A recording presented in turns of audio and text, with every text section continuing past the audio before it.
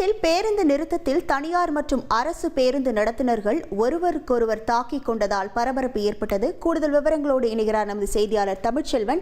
என்ன காரணத்திற்காக இருவரும் தாக்கிக் கொண்டார்கள்? தமிழ்ச்செல்வன், முழு விவரங்கள். சேலம் புதிய பேருந்து நிலையத்திலிருந்து பழைய பேருந்து நிலையத்திற்கு அரசு மற்றும் தனியார் பேருந்துகள் அதிக அளவில் இயக்கப்பட்டு வருகிறது.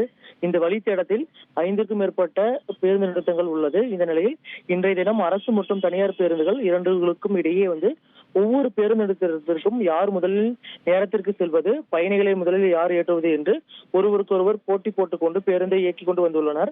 அப்பொழுது முதலாவதாக சேலம் மாவட்ட ஆட்சியர் அலுவலக பேருந்து நிறுத்தத்தில் தனியார் பேருந்து நின்று கொண்டிருந்துள்ளது.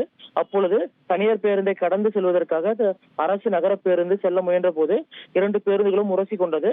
அப்பொழுது பேருந்தில் இருந்து இறங்கி வந்த 2 நடத்துனர்களும் ஒருவருக்கொருவர் தாக்கிக் கொண்டார்கள். பின்னர் ஆபாச வார்த்தைகளால் கடுமையாக பேசிக் கொண்டதால் பேருந்து பயணிகள் மற்றும் பொதுமக்களிடையே முகம் சுளிக்கும் வகையில் அவர்களுடைய பேச்சுகள் இருந்தது.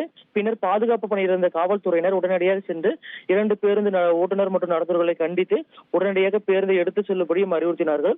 இருப்பினுமே காவல்துறையினர் பேச்சை கேட்காமல் தொடர்ந்து வாக்குவாதத்தில் ஈடுபட்டதால் பரபரப்பு ஏற்பட்டது. பின்னர் உடனடியாக பேருந்தை எடுக்கும்படியும் பேருந்து போக்குவரத்து நெரிசல் தவிர்க்கும்படியும் அறிவுறுத்தல் வழங்கி கண்டித்தால் உடனடியாக பேருந்துகளை எடுத்துக்கொண்டு அந்த பேருந்து நிலையத்திலிருந்து புறப்பட்டு சென்றார்கள். இதனால் சேலம் மாவட்ட ஆட்சியர் அலுவலக பேருந்து நிறுத்தத்தில் சிறிது நேரம் பரபரப்பு ஏற்பட்டது.